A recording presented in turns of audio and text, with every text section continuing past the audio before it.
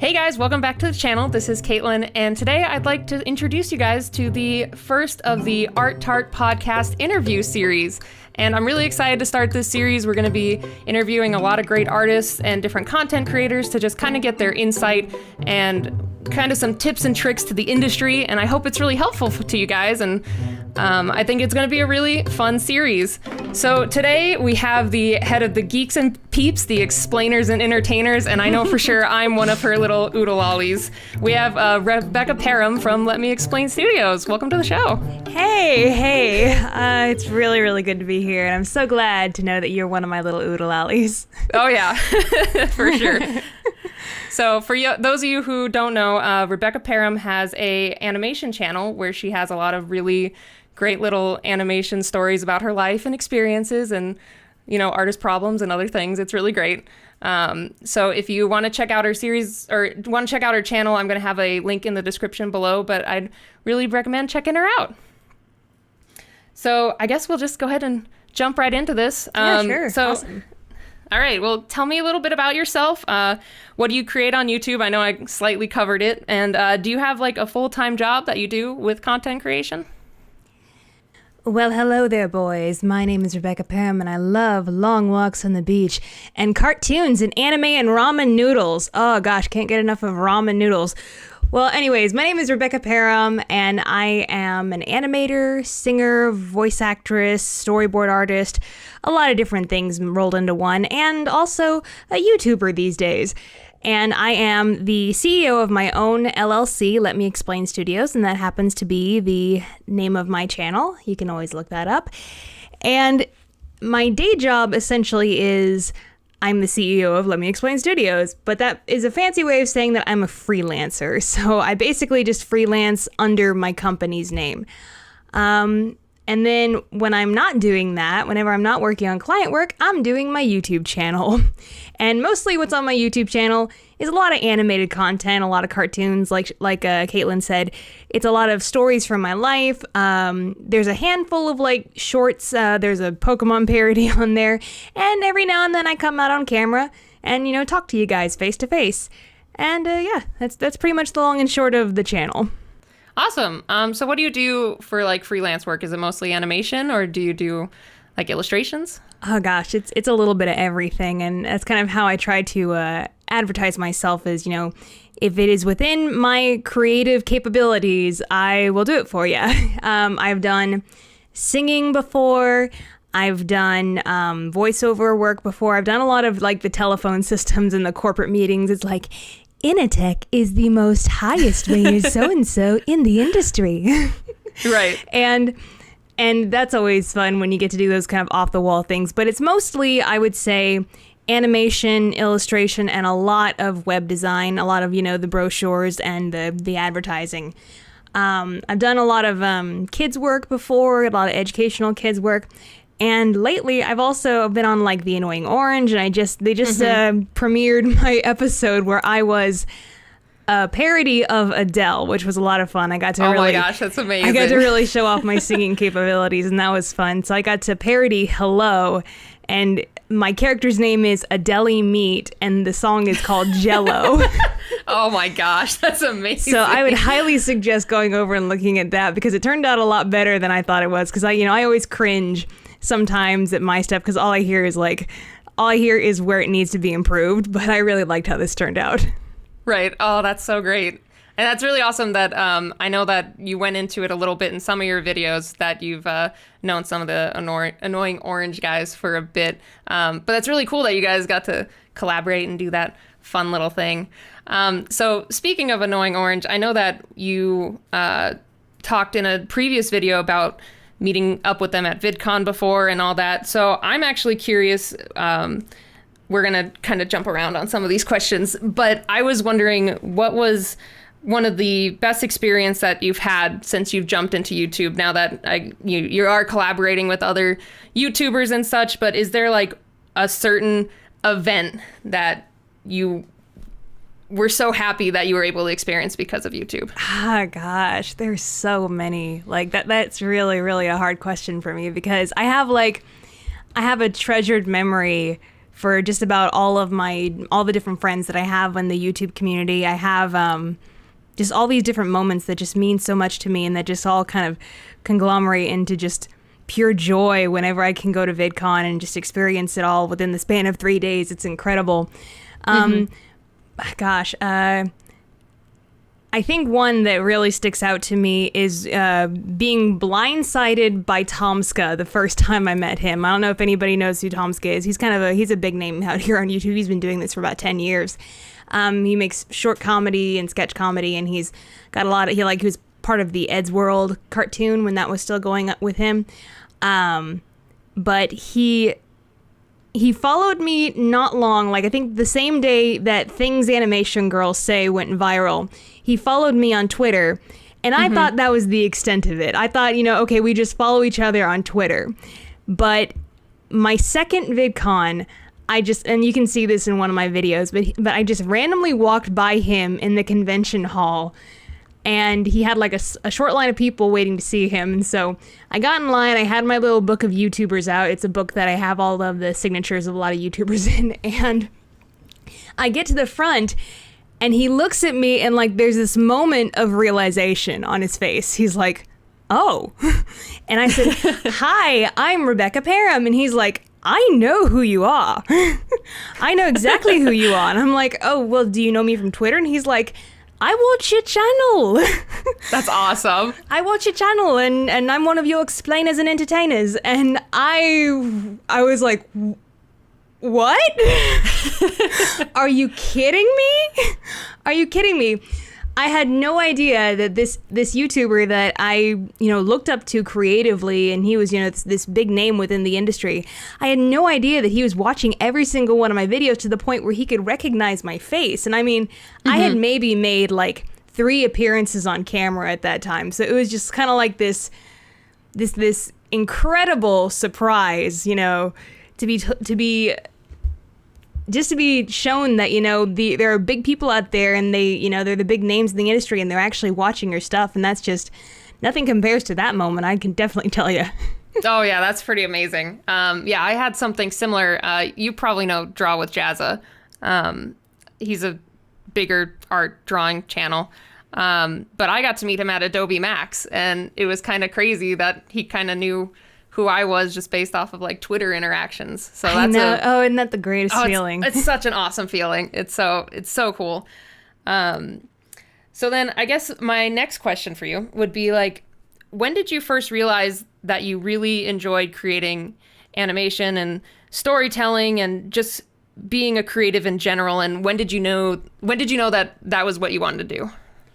Well, I can tell you the storytelling angle has been the longest running one as far as my life goes, because that came early in my life. I was like maybe 4 or 5 years old, and I was making I was putting on plays in our family living room and making my parents sit down and watch them. And I would, cast my sister as the secondary character. I was always the star, and my sister would be the secondary character, and I would cast all the other parts with my stuffed animals. And just, being an imaginative kid, it's like, you're so resourceful when you're a kid. Like, you use anything and everything you can get your hands on to construct whatever it is you're making. So I would just, I would like find creative ways to build sets and make props and costumes. And it's like, that's one of the coolest things about kids is, there's no limitations. There's no limitations to them. They have like boundless self-esteem, and they don't they don't understand, social constructs and faux pas. They just say what's on their mind, and they just do whatever they want, whatever makes them happy. And there's just something so amazing about the creativity of a kid. And so I always look back on that very, very fondly. And I think that's essentially where it all started is, I decided this is something that I'm good at, something I want to do is just because I loved it so much. I was even doing it as a kid, Right. Yeah, I know that. I actually have a funny one for that. I did the same thing to the point that my brother and I recreated the scene from Lion King with Scar and Mufasa over a couch. And I was like, I'm gonna save Mufasa this time because I'm Scar. And I ended up giving him Nurse's elbow because we got way too into it, and he popped out his elbow. So it's one of those things where it's like we were just having fun. We were the couch was this giant cliff, and the tile had all the water buffalo just running across it. That's so funny. That's like the Disney version of the hot lava game. Right. But it's like, don't touch the tile. It's the wildebeest stampede. Right. And then I'm just curious, when you were younger, I guess, what was one of your, like, even now, what's one of your biggest, like, inspirations that you found, like, you can always go back and, like, read or watch or enjoy to really get inspired?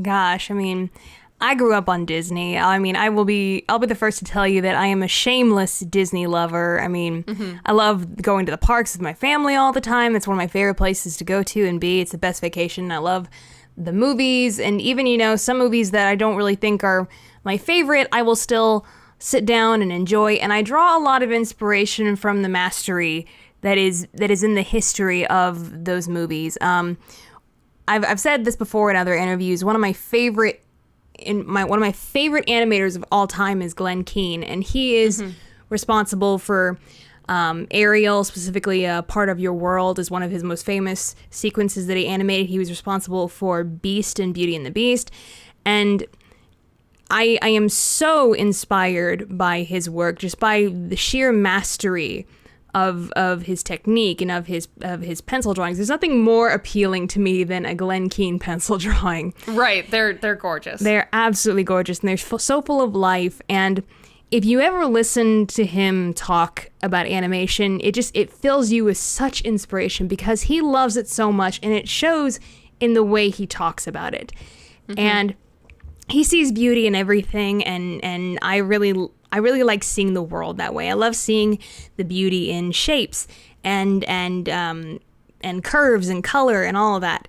And I really look back at his animation a lot throughout his Disney career, and I find a lot of inspiration from that as an adult now. Okay. Yeah, his stuff is amazing. I know I really loved his newest one where it was, I can't remember what it was called for the life of me, but it was just the black background with the blue lines, like in light and shapes and Duet? Such. Yes, Duet. I think that's what it was. Yeah, that one was just gorgeous, and his work is really, really amazing.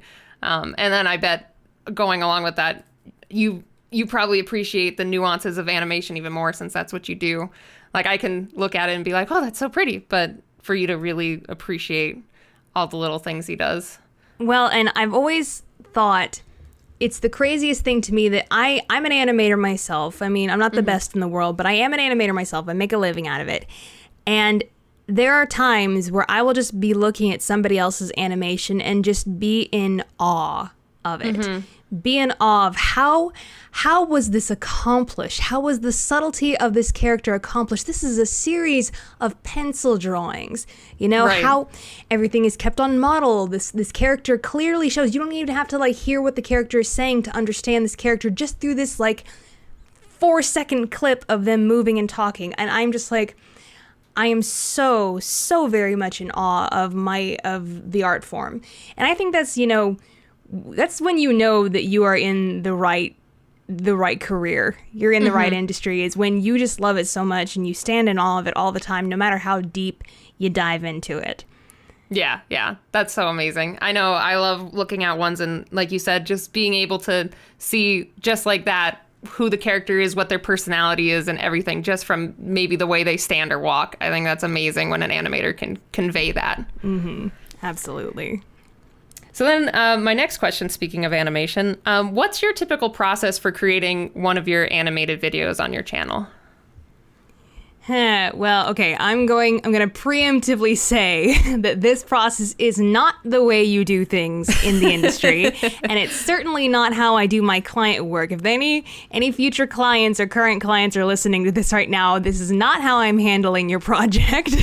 Right. I handle it a little more professionally, but the YouTube process, because you have to get things out faster, because that's kind of the climate of YouTube is, faster and gotta find shortcuts wherever you can. So my process is a lot sloppier when I'm doing YouTube.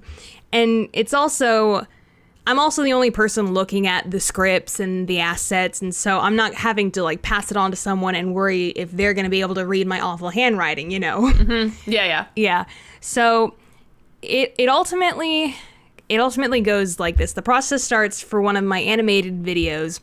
It starts off with an idea, of course, and I usually end up writing the idea down in like the notes on my iPhone or something like that, or on a Post-it, and I put it up on my wall. And then it goes to script, and it goes through several iterations, and I don't even write it in like script format. You know, you have the exterior coffee shop, and then character Rebecca, and then right underneath it is the dialogue. No. In fact, I really can't stand that. I think it's a huge waste of time, and the only reason I do it is to look professional. Right. But that was Siri. Siri's like, I want to chime in. It's like, I got things to say too. But anyways, so I write my script, and then I start recording it. And usually when you're in the recording process, you tend to ad-lib a little bit more. You add on to things. You find, this sentence is not necessary. So a lot of things change when you're in the recording process.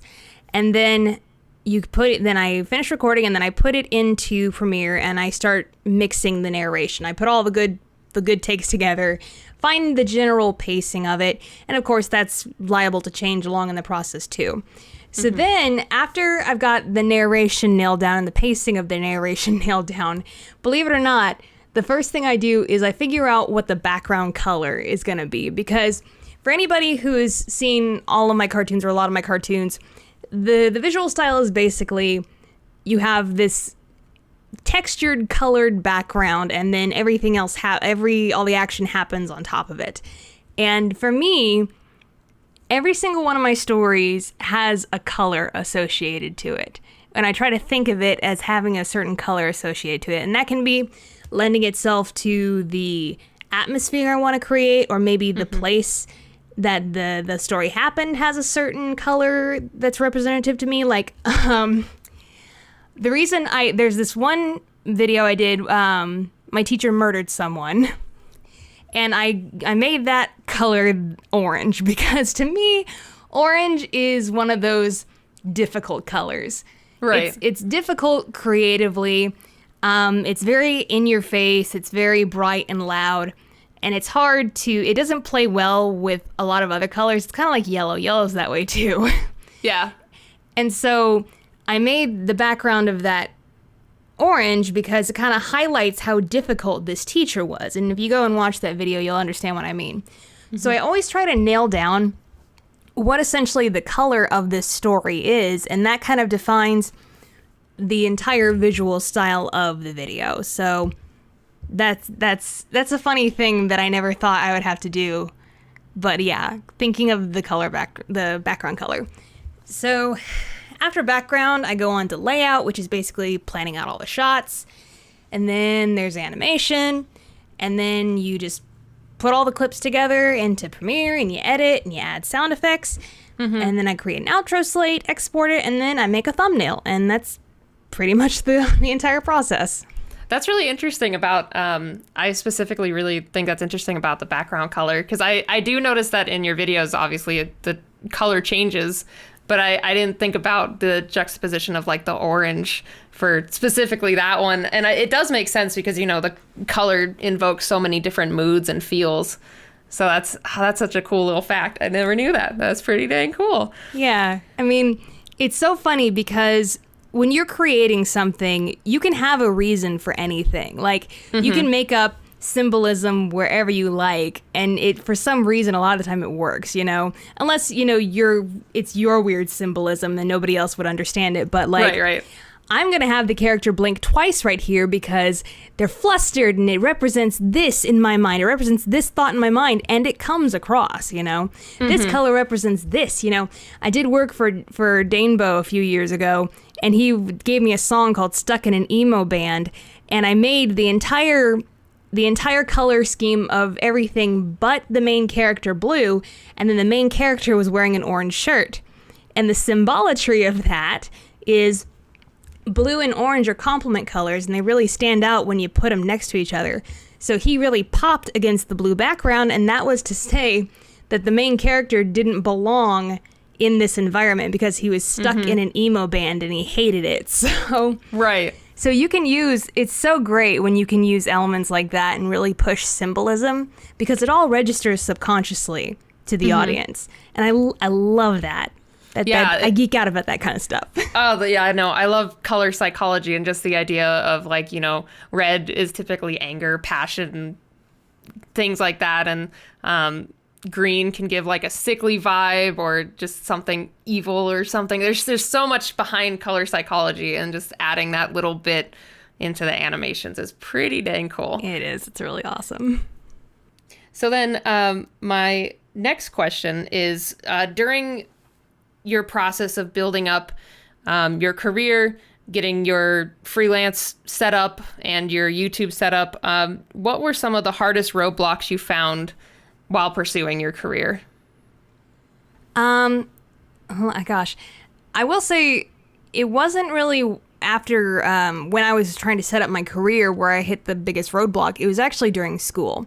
Okay. And I think it's worth mentioning because this is kind of a common theme that happens throughout the industry and throughout your career, and it'll happen over and over again, and you got to constantly overcome it. But in the middle of animation school, and let me set this up for you, I was a relatively amateur artist that got accepted into what is considered the Harvard of animation schools. Thousands of people all over the world are fighting for a spot in this computer animation program, and I just happened to snag one. Don't know how that happened. And so I was already going in there pretty intimidated.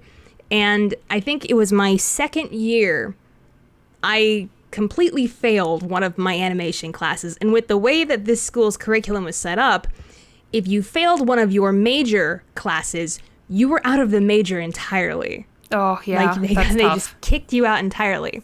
And I had to wait an entire year before I could get back into the major. And really, the failing in itself was a big old conglomeration of different factors. I didn't have a lot of confidence back then. I was surrounded by people who were much, much better than me, and I let that intimidate me. The software was incredibly hard to learn, and I just had so much trouble getting it, and my teacher didn't want to teach the software. He wanted to teach animation, so I couldn't get any help from him on that. And also, I was just pretty dang prideful, and I didn't want to ask for help in the first place. And also, everybody around me was just way too busy, and I didn't want to feel like I was bothering them by asking for help. So just a lot of those rookie mistakes that, you make, and things you learn along the way. And, you have to make those mistakes so you're not going to learn anything. Right. So I really had to pick myself up, dust myself off, and try again. And that's when you really understand how strong you are. Is when you meet failure head on, and your self-esteem takes a nosedive, and you just think, what happened? What did I do wrong? What do I need to do next time? And if you try again, you get back up after being punched and you make it, you're all the better for it, and you learn something new with every single failure. So failure should never be considered the end of everything. Right.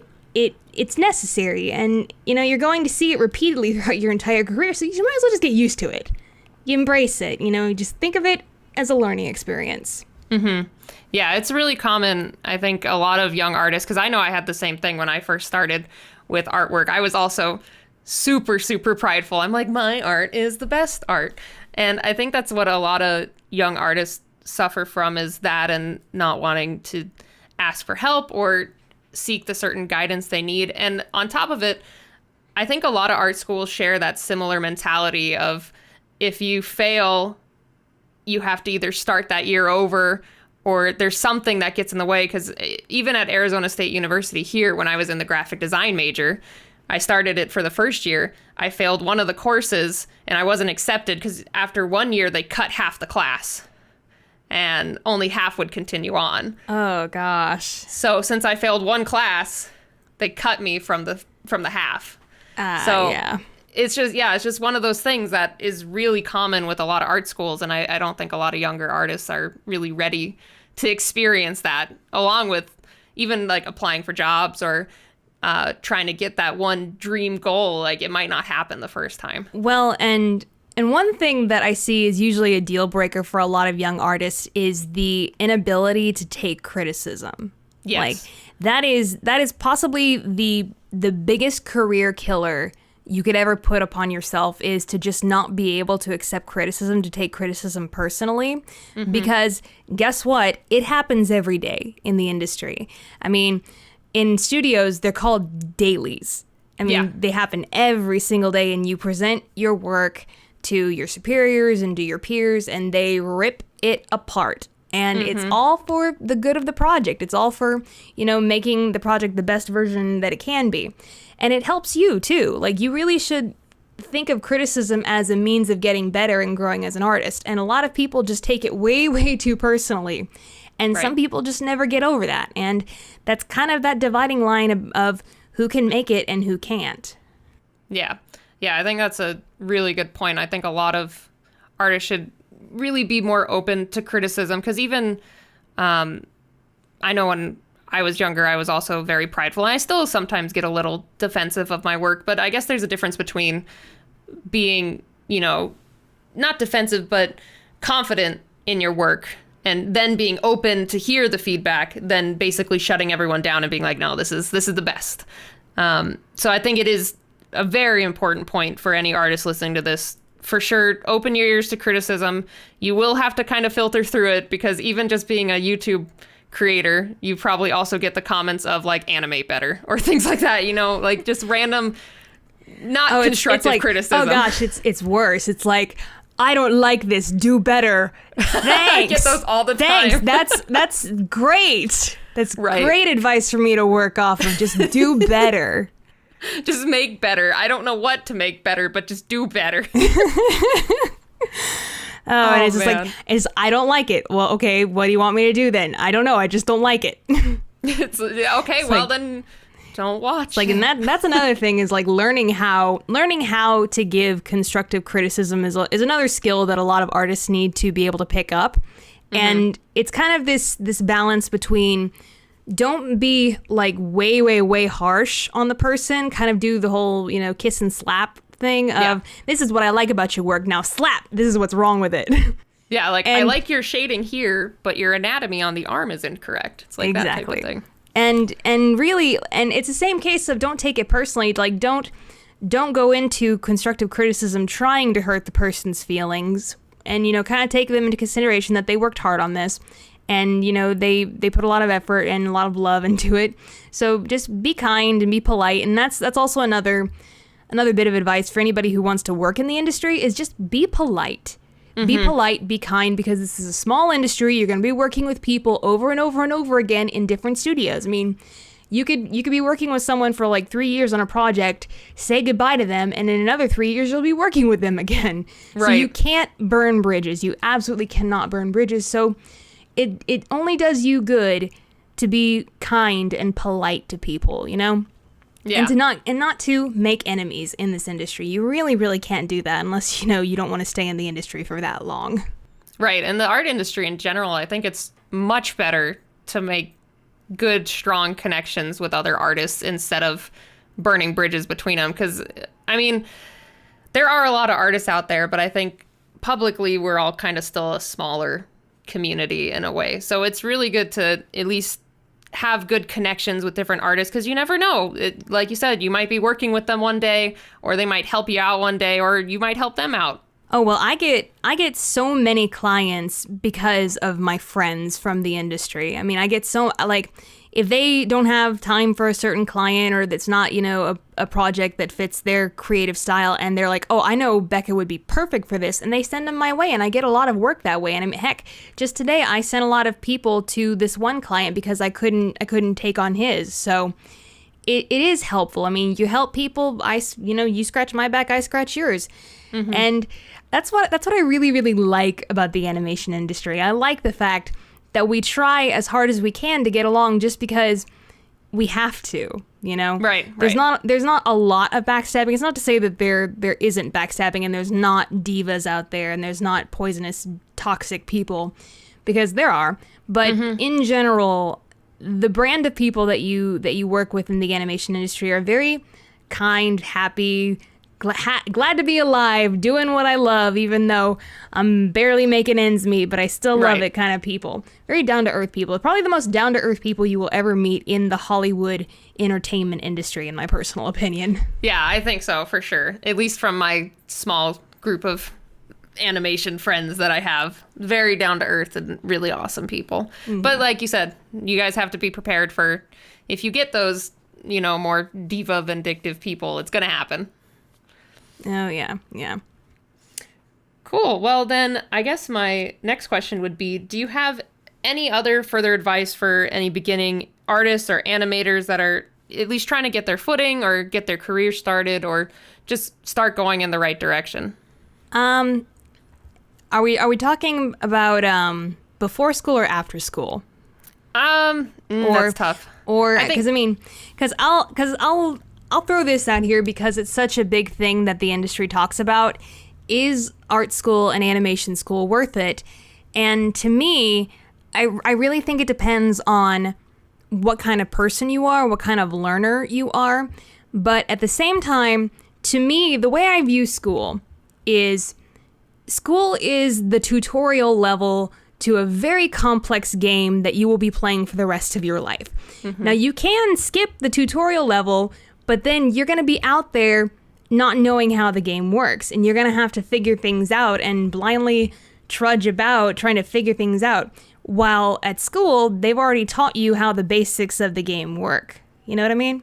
Right. And I think school is a very good place because, it's where you make a lot of those connections that you'll have later on in life, I mean, I have an enormous span of people I know in the industry because I knew them all from school.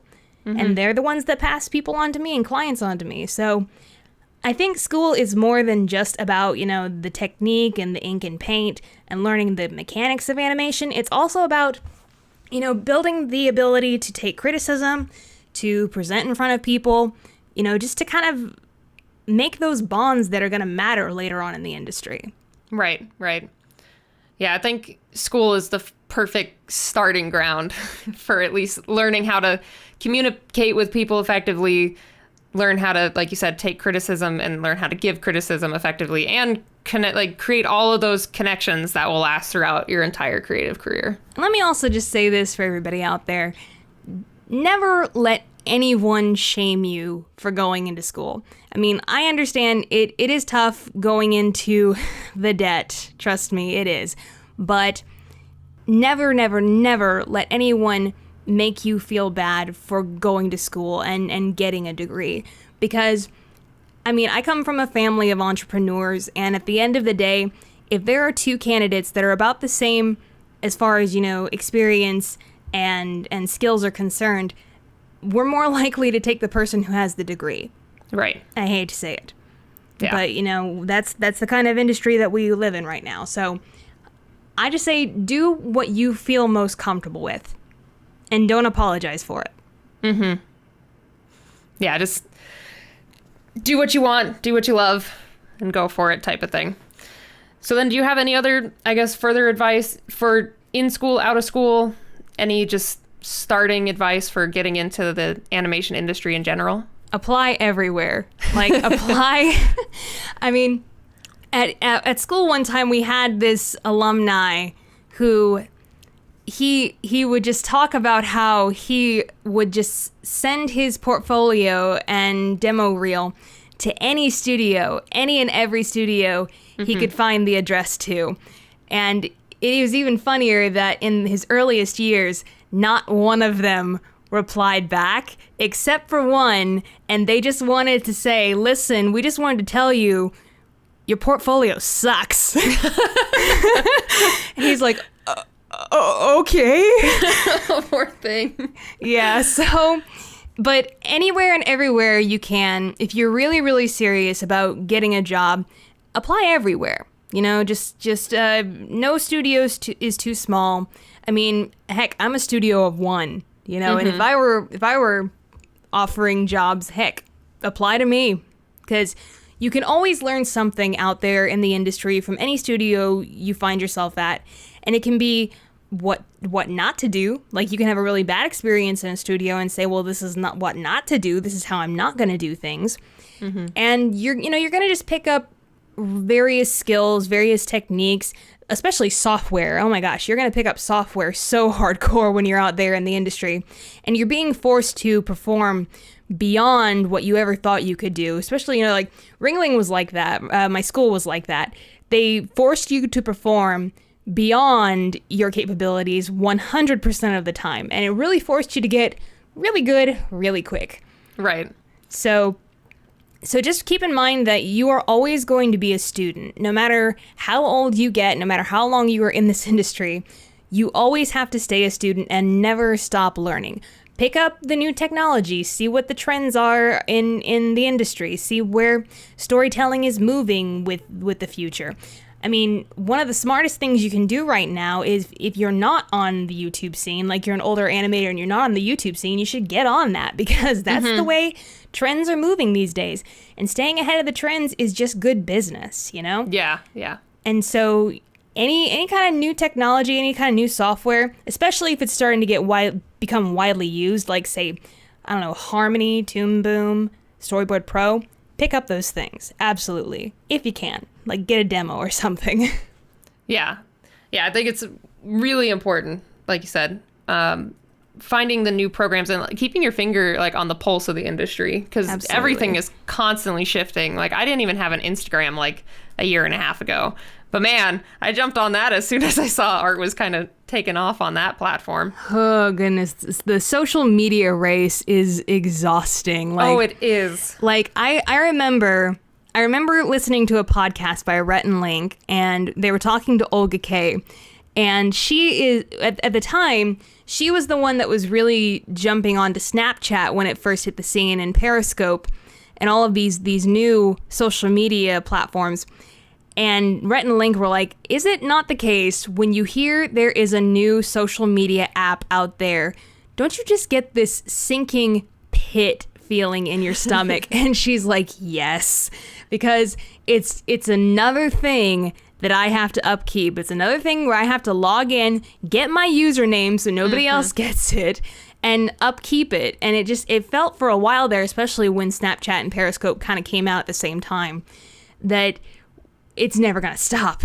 We're going to by the end of it, we're going to have to hire someone to take care of all of this for us, And a lot of media creators out there do. Like, they have teams, just like a lot of YouTubers have people that are just hired to control the social media, which is insane to me. But it's so funny. We're expected to do all these types of things nowadays. We have to upkeep the Instagram and especially, YouTube, especially if that's, where you want to go.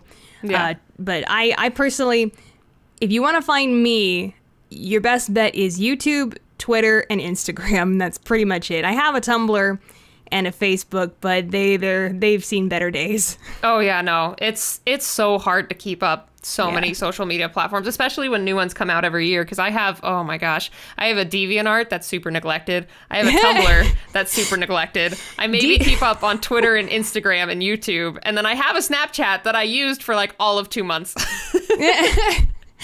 Yeah. Oh gosh, DeviantArt was the start of everything for me. Oh yeah. That DeviantArt was the start of the internet for me. Oh gosh, it was the start of my introduction to fandom when I was young in high school, because I discovered it in high school and I started posting really crappy doodles of Cartoon Network characters. Right. And it was where I figured out what shipping is. I figured out what all this weird fan lingo is, and all of these different iterations of famous characters through fan art and fan fiction. And I'm really very thankful for that time that I got to spend in what is now considered modern fandom. You know what I mean? Yeah, I went through my fangirl phase, and I got a taste of what it is like to be a fangirl, to just be super, super passionate about, your favorite movies and TV shows. And you want to write the fan fiction. You want to make the fan art, and you want to role play and all that. And I know what that's like. And I think that really gives a lot of young adult creators these days an edge, is because they know what it's like to be a fan. Yeah, I think so too, because I was the same. I jumped into DeviantArt. Oh man, I think it was middle school. My old username was DragonLover687. My gosh, that sounds like a parody of usernames. I'm sorry, that's so cute. I love it. Totally fair. I didn't have anything better. I like dragons, and let's just put some random numbers because Dragon Lover was already taken. There we go. But yeah, it was a great time to just jump in and be so invested in so many fandoms. And I know I had a role playing account for an anime called Fruits Basket. I was one of the characters on there, and then yeah, it was, oh god, it's so neglected now because I'm not that far into those fandoms anymore. I know. Like mine is still there. Oh gosh, it's called Ignatia. Like that was, my gosh, like I got perfect. The only Ignatia at the time, and it was like that's the name of like a fan character I made for, you're gonna laugh, the musical Cats. Yes. Let's talk about obscure fandoms here. I was part of one of the most obscure ones out there. Oh, that is fantastic. Yeah. Oh, but yeah, no, the good old days of trying to figure out your username and being in the super kishy social media of DeviantArt. Oh man. But I'll tell you, that's where a lot of the dream of being an animator was kind of built up. Mm-hmm. You know, it's like it was around that time where I thought, maybe I could make my own TV show. Maybe I could have my own animated series on Cartoon Network or Nickelodeon, and people will make fan art of my characters and want to cosplay as my characters. Right. And so, that's just another thing of encouraging, encouragement and finding feedback on your awful fan art, and you get excited about, the next piece of art that you're going to make. Mm-hmm. Oh yeah, if you're doing it for fun, if you're a high school student and you've done your homework, and instead of watching TV, you're drawing and you're animating and you're painting, hey, there's a clue there, Sherlock. maybe that's what you need to be doing. Right, you are on the right track if you're already doing that. Like, I know when I was younger, I'd take a sketchbook everywhere and I drew on everything. So If you're sitting there doing that and not going out and socializing with friends or doing sports or doing anything like that, you're probably on the right friends? track. Yeah. In high school, what friends? Right. Oh, geez. Well, this was a lot of fun. Well, thank you so much, Rebecca. And I have one final question for you. Uh-huh. If you were a Pop-Tart, what flavor would you be? That is an excellent question, darling. That's a marvelous question. That's one of the best questions so far. I would say I'm probably cookies and cream. Perfect. Because I'm sweet and I'm warm like a cookie. I'm round like a cookie. I wear a lot of black and white. I'm a milkaholic. I can't get enough of milk, trust me. Yeah. And I think, cookies and cream. That's a great flavor.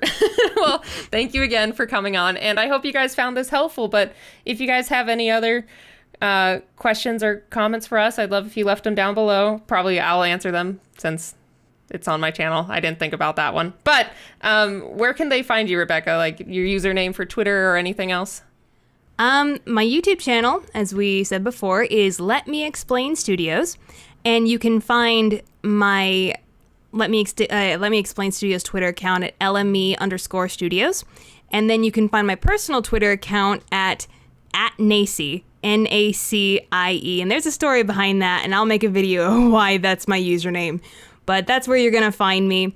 And my Instagram is at Rebecca Parham, and the Instagram for the studio is at Let Me Explain Studios. And I also have a Let Me Explain Studios Facebook page. So, just find me anywhere on there.